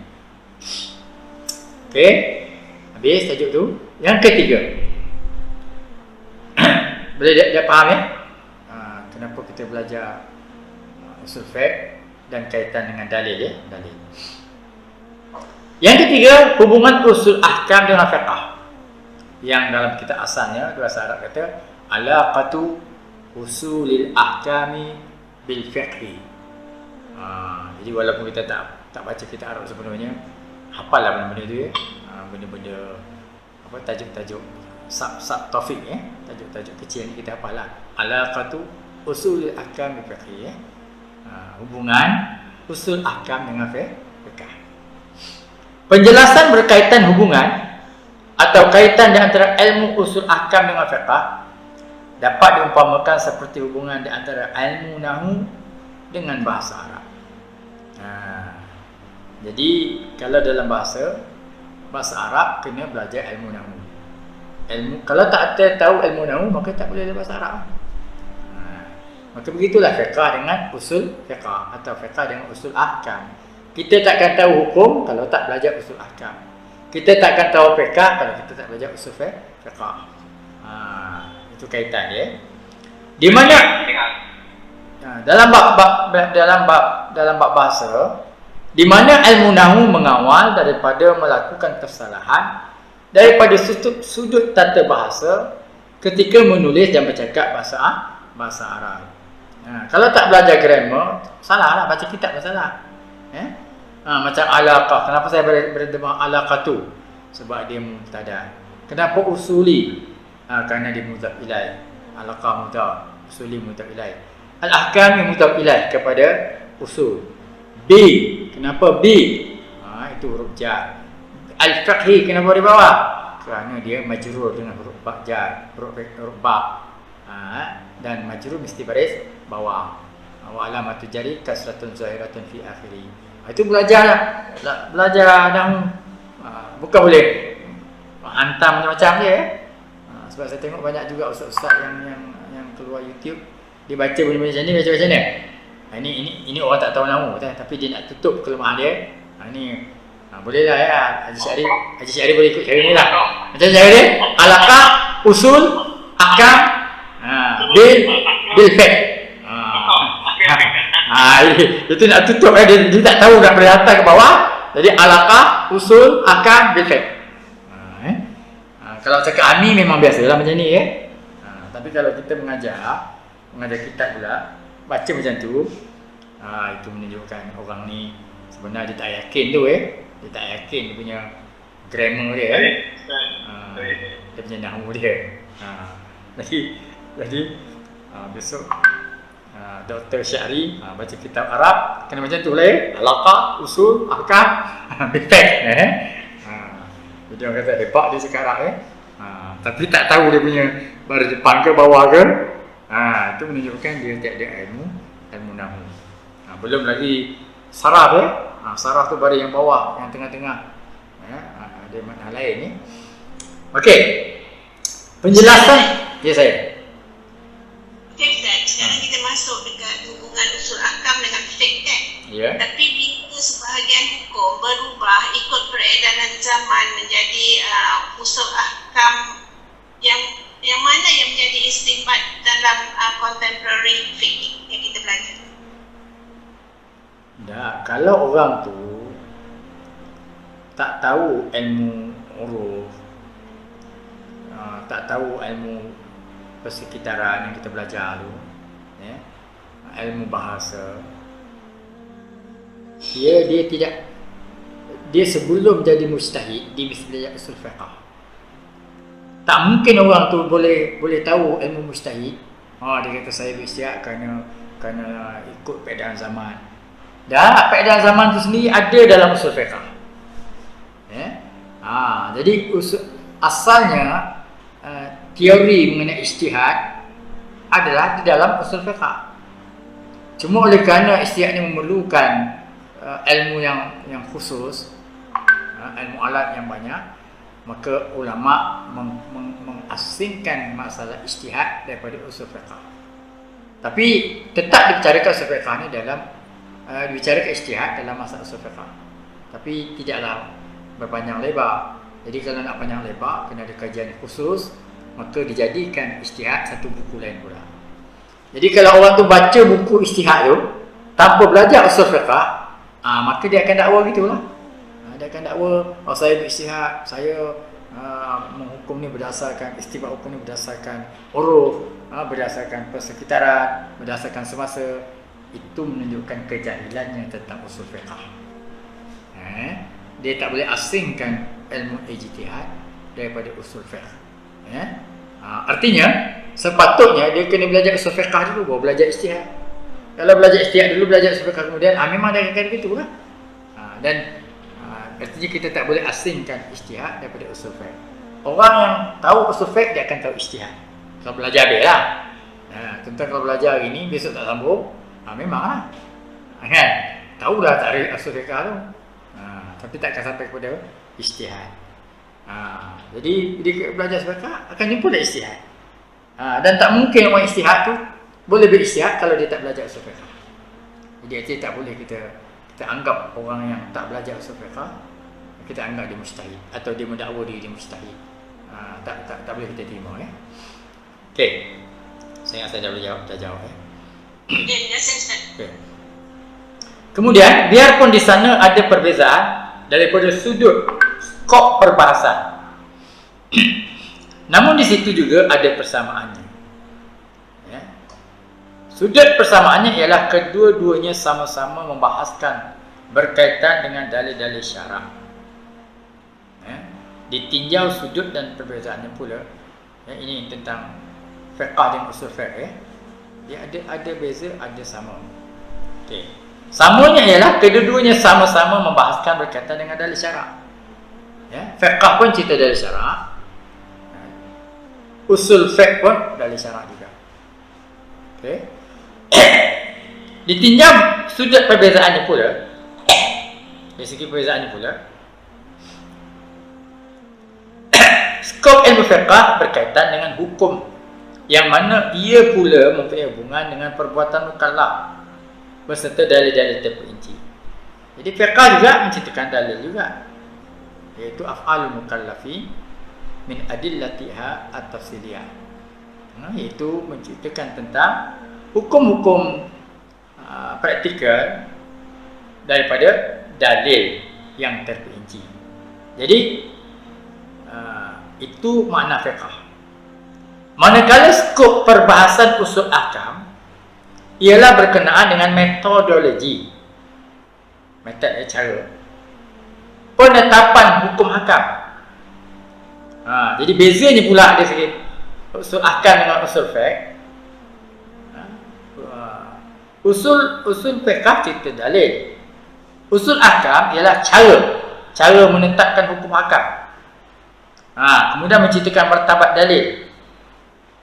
Jadi kalau kita pegang dalil Quran, apa martabat dia? Kalau kita pegang hadis, apa martabat dia? Kita akan belajar dalil Quran lah, hadis. Ketiga, ijma' di mana martabat dia? Qiyas di mana martabat dia? Istihsan, masalah mursalah, sadu zara'i, di mana martabat dia? Kemudian kehujahannya, apa dalil, apa hujah yang kita berpegang pada Quran? Wa in kuntum wa in tanaza'tum fi syai'in farudduhu ila Allah wa Rasul. Jika kamu bertelingkar dalam satu perkara, maka rujuklah kepada Allah, ini Quran, wa Rasul, yakni hadis. Ini dalil kita kena rujuk Quran dan hadis. Dalil kita berhujah, ini dalilnya. Kedudukan Kedudukan juga keadaan dalil. Kedudukan dalil.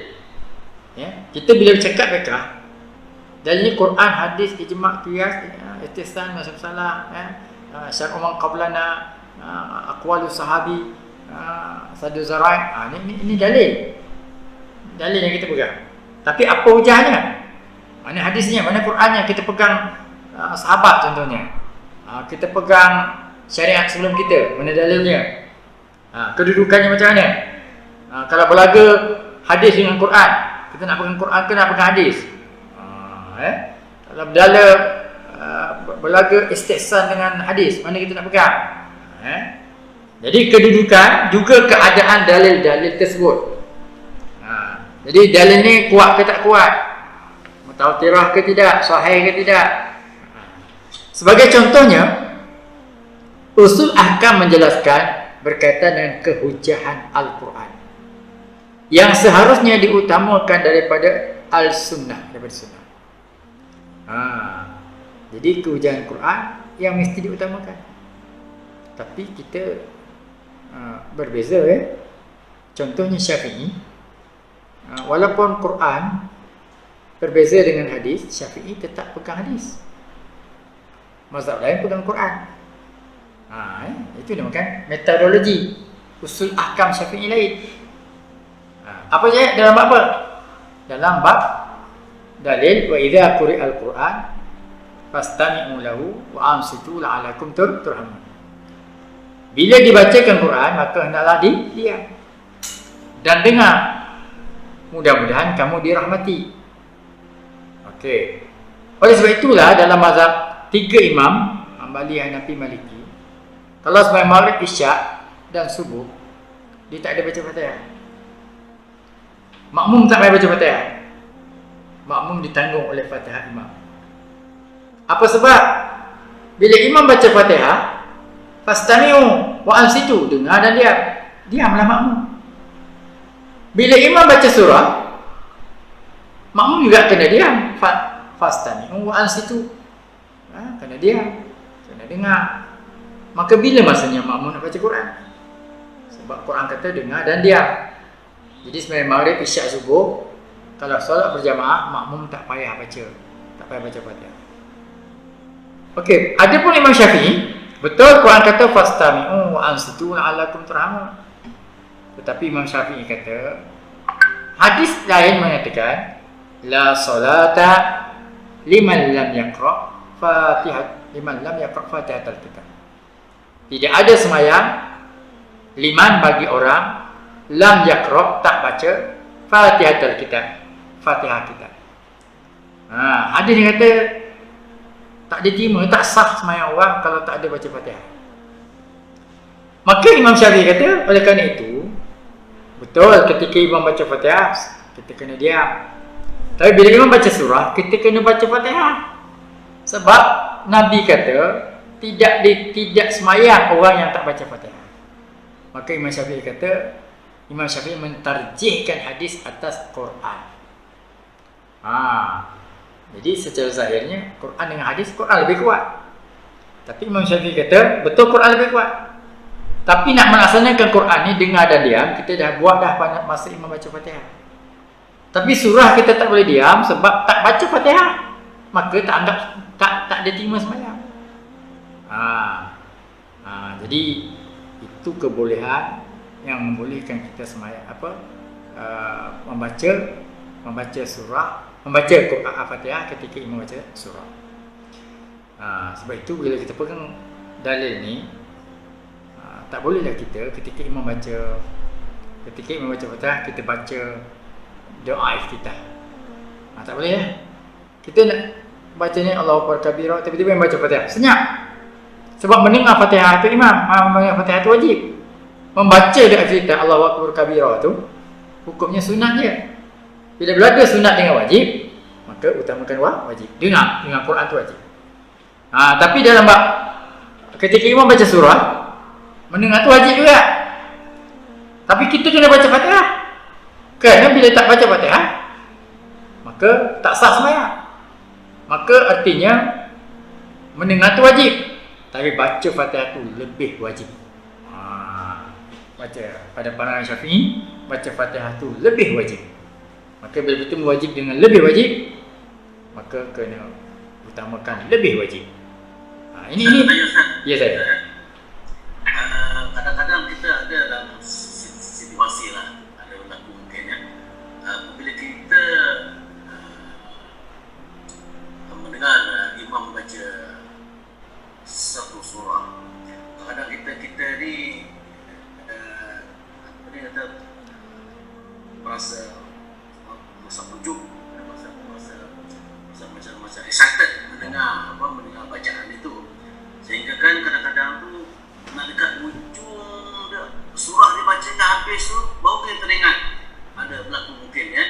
Ada kita baru teringat yang kita tak baca Fatihah, dan kita sempat baca Bismillahirrahmanirrahim alhamdulillah alamin saja, contoh gitulah ya. Jadi adakah dia kena ulang balik Ustaz dalam situasi itu? Okey. Sebab itulah pertama, kalau kita jadi hakim, kita jangan bawa taranum dalam ketika jadi kalau kita jadi imam jangan bawa taranum. Diharkah lah dan sebagainya kan. Sebab ghalib.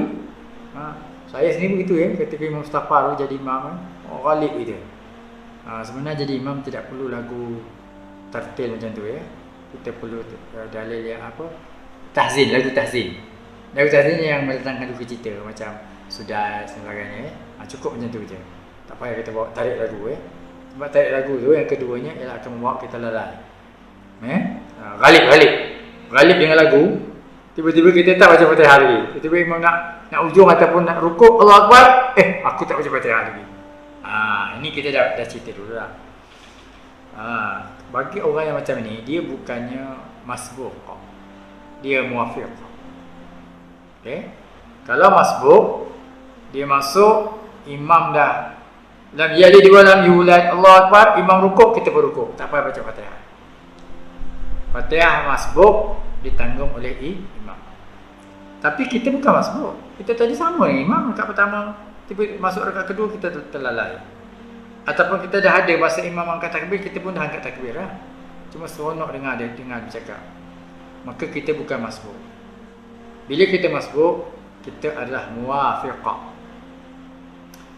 Bila muwafiq lawan pada masbuk, artinya kita memang sempat bersama imam, maka wajib kita menghabiskan Fatihah. Wajib kita menghabiskan Fatihah. Jadi bila dalam keadaan tadi, imam dah nak rukuk, kita baca bismillah, kita kena habiskan Fatihah.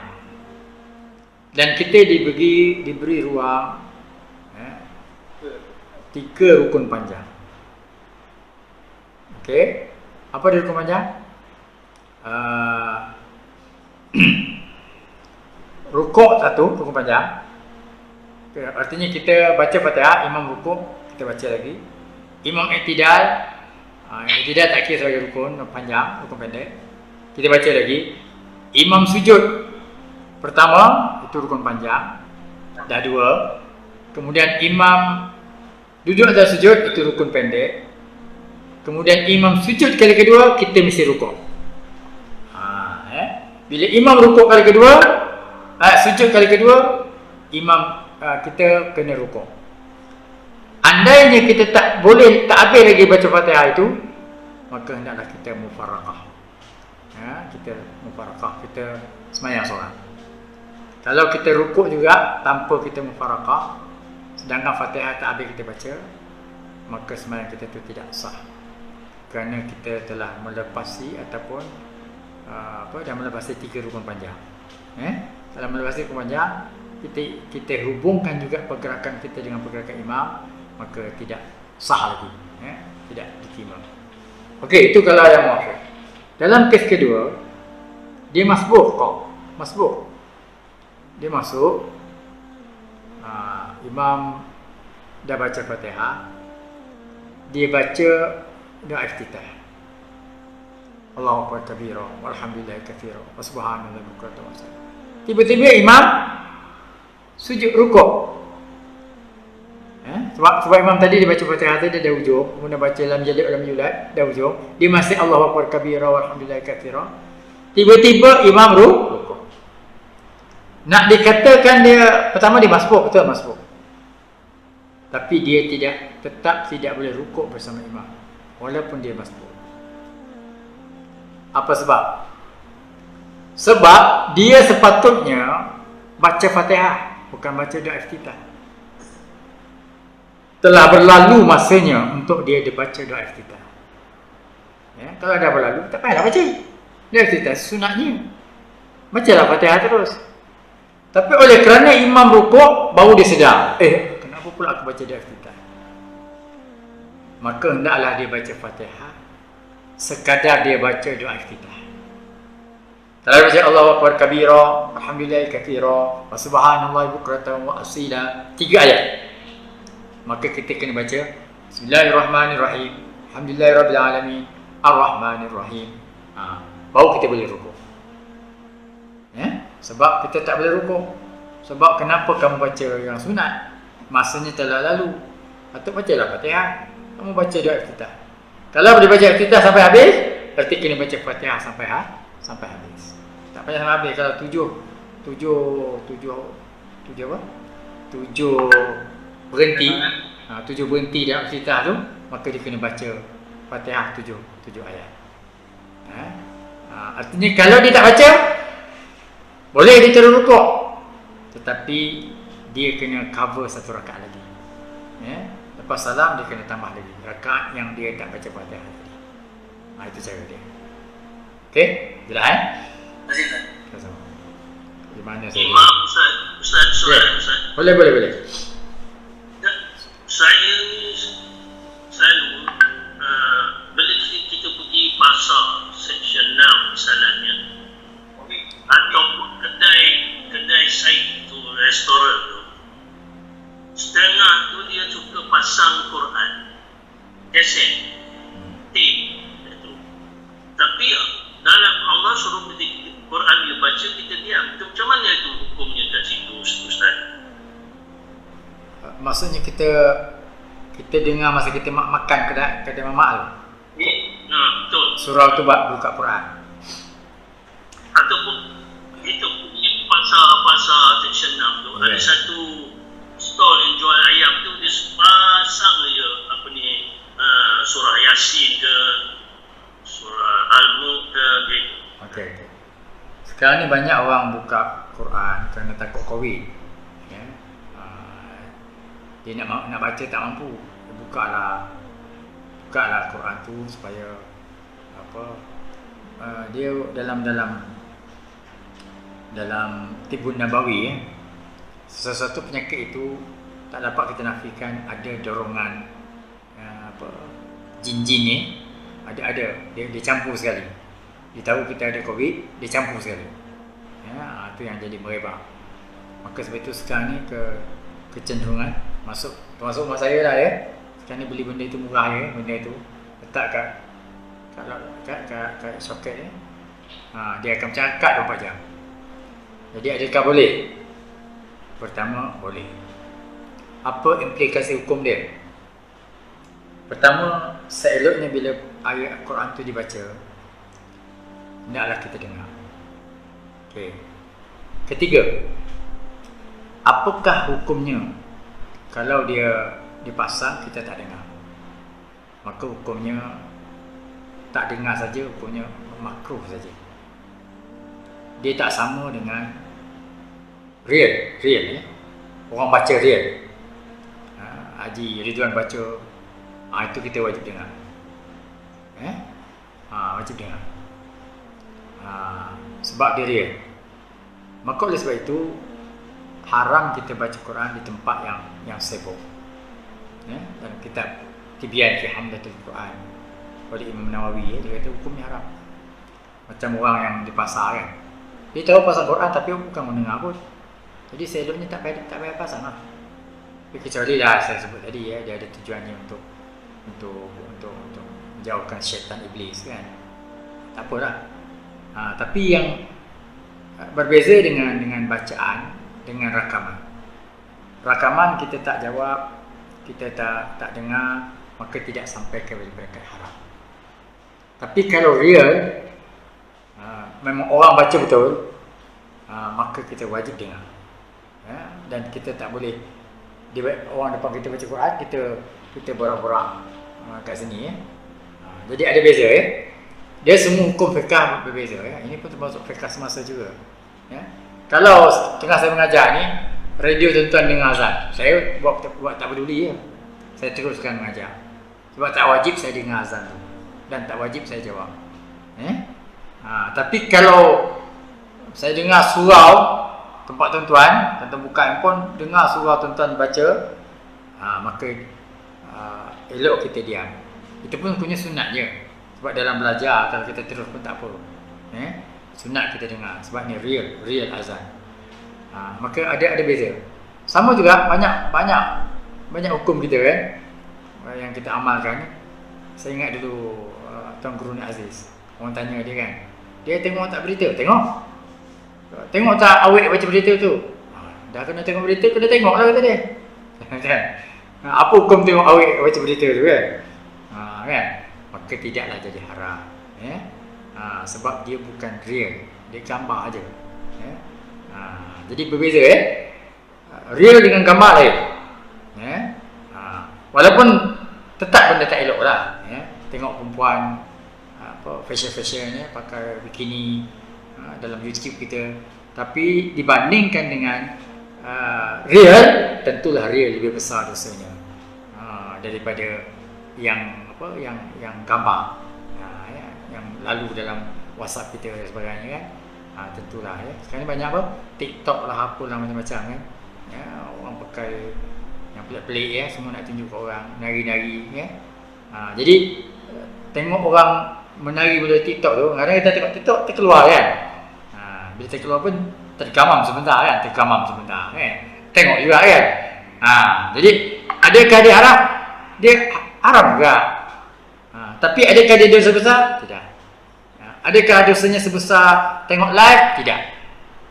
Kalau kita tengok orang menari tu real live, itu dosanya lagi besar daripada tertengok dekat TikTok, tertengok dekat WhatsApp dan sebagainya.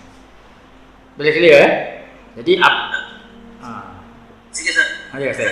Terima kasih. Sama. Sambung sikit dari Ustaz. Ya, saya. Macam mana dengan mungkin Ustaz dah sebut tadi, saya tak ada pay attention.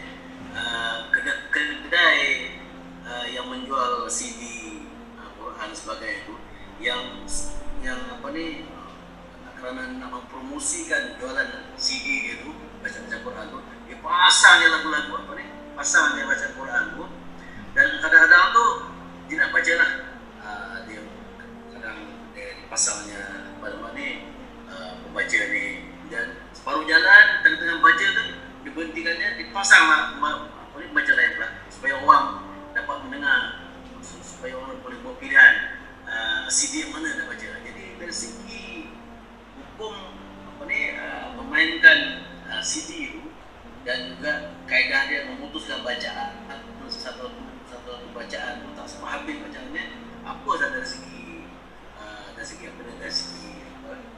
hukumnya yang mendengar dan juga yang menjual itu. Okey, asalnya kalau kita baca Quran, hendaklah kita wakaf di tempat yang betul. Jangan sampai merubah makna, apatah lagi makna itu jadi syirik. Macam cerita Ibrahim dengan Namrud kan. Alam ta'ala haja Ibrahim fi rabbih, sampailah pada kalimah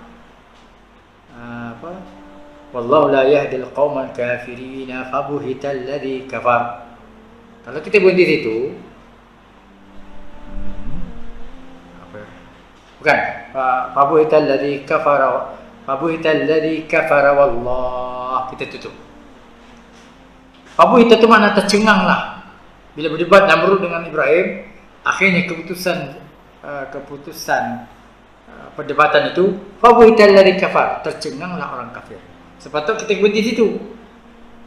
Tapi banyak orang Melayu dia tak faham makna, dia ikut nafas saja. Ada lagi nafas, fabuhita alladhi kafara wallah, dia wakaf. Kalau dia tahu makna hukumnya haram dan boleh buat murtad, maka tercenganglah orang kafir dan Allah juga tercengang. Maksudnya Allah pun jadi kaget. Kaget bahasa Indonesia. Sebab saya dah biasa belajar Indonesia ya. Saya buat tesis kan kena bahasa Indonesia. Jadi sepatutnya fabuhital ladzi kafar wallahu la yahdil qaumal kafirin. Wallahu la yahdil qaumal zalimin. Kalau ada ayat lain. Jadi kalau dia fabuhital ladzi kafara wallah, maka tercenganglah orang kafir itu dan Allah juga tercengang. Sebab itu jadi waw atap. Jadi kalau dia sengaja, dia tahu makna, kafir hukum dia. Boleh jadi murtad. Tapi nak buat macam mana kan, orang kita tak faham makna, ikut dia berhenti lah. Nampak dia ada lagi, dia sambung lah wallah. Lepas tu sampai Allah, tak sampai Yahdi, la Yahdi. Dia berhenti situ. Okey. Secara lain, hukumnya di masalah ibtidak. Itu pun kena belajar juga, di mana patut kita ambil. Dan di mana kita wakaf. Ada wakaf itirari, wakaf secara terpaksa. Itu kena nafas kita.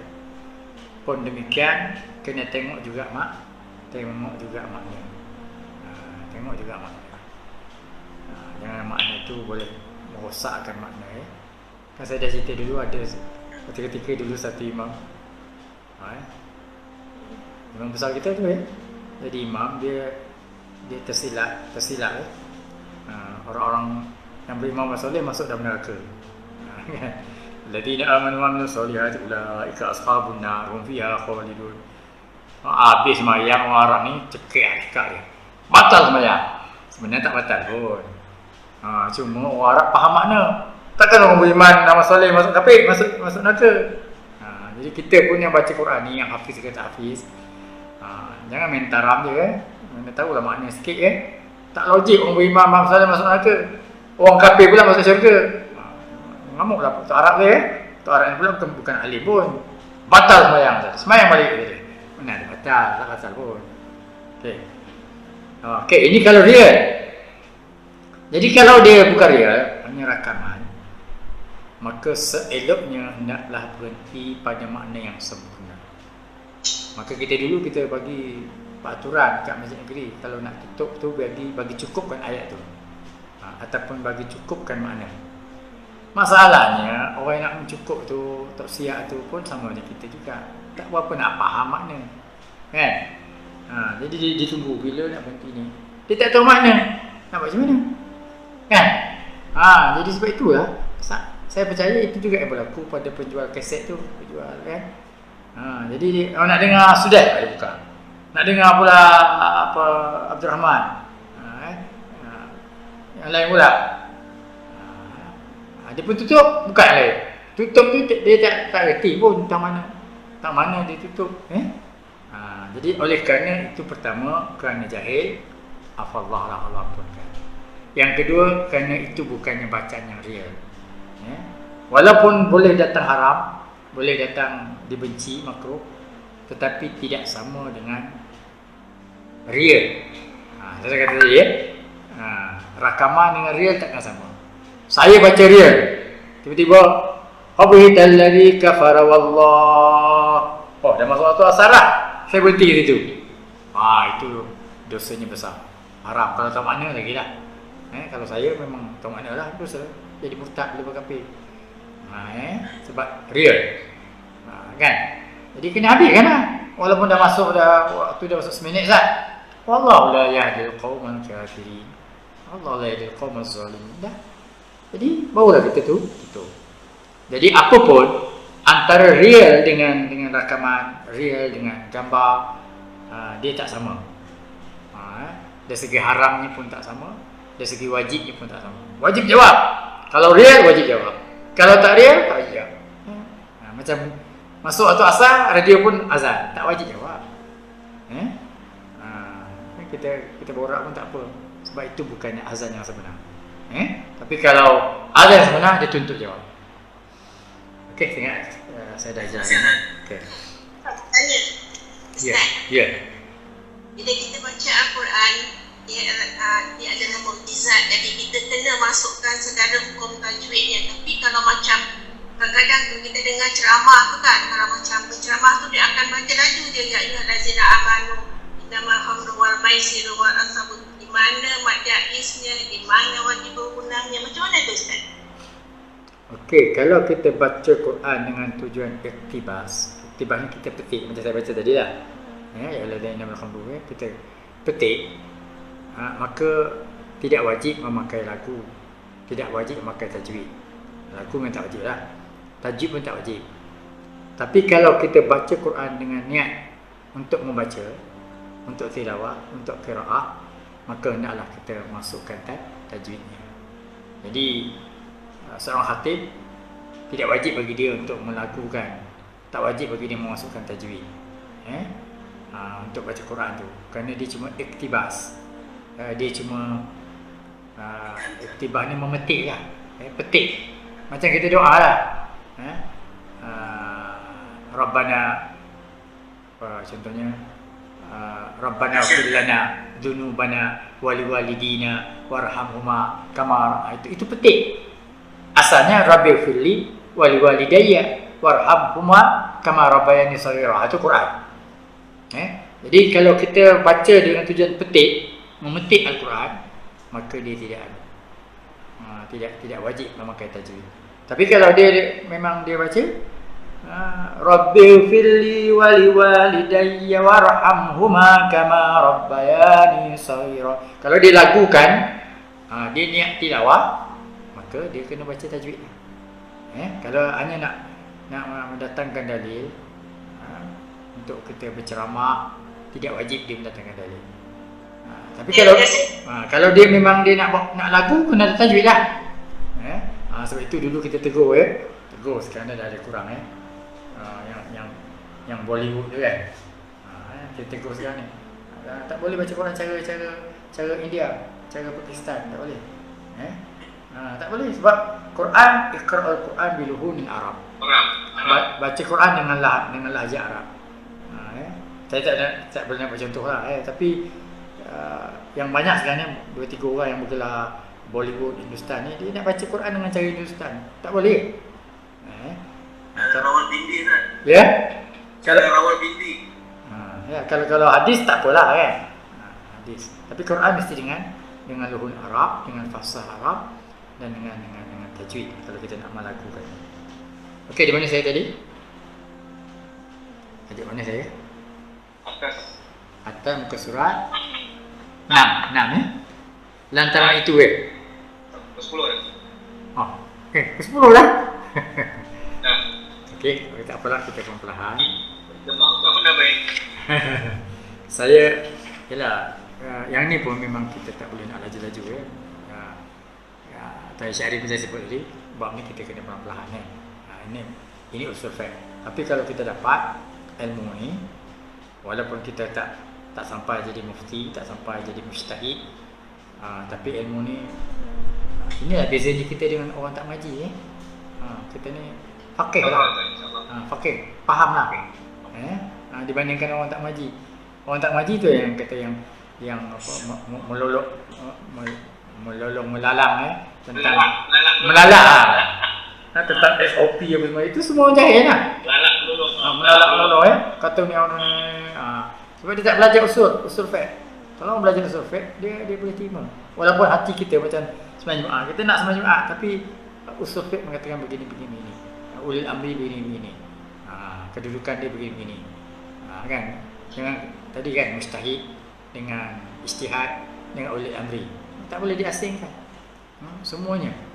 Mungkin saya ada ilmu yang mungkin lebih daripada Datuk Mufti contohnya. Saya boleh ijtihad. Tapi duduk di negeri Selangor, kamu kena hormat dengan mufti. Alim pun kamu daripada mufti itu lebih alim daripada kamu. Sebab undang-undang, peraturan menyebutkan yang paling alim dekat Selangor ni ialah mufti.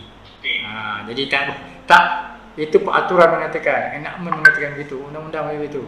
Jadi kamu walaupun tok kiai ke, tok guru pondok ke, memondok belas tahun ke, 20 tahun mondok ke, duduk kat Selangor, mufti tu, walaupun mufti tu muda lagi, mufti tu yang lebih alim. Itu kena faham lah. Jadi kita tak boleh lah ikut kita je. Kita belajar 20 tahun untuk guru kita, pondok kita, sampai kat Selangor, mufti yang lebih alim dari kita. Ini kena faham. Betul kan ambil. Jadi tak bolehlah kita kata apa mufti buat kerja, apa ni ulama-ulama. Saya nak cabar ulama-ulama ni. Tolong keluarkan fatwa. Apa hukumnya menghalang orang sembahyang Jumaat? Sedap dengar tapi kita dengar tu berani orang ni, bagus orang ni. Sebenarnya jahil orang ni. Okey, saya ingat saya dah simpulkan apa yang kita bincangkan. Okey, ada pertanyaan lain? Tak ada?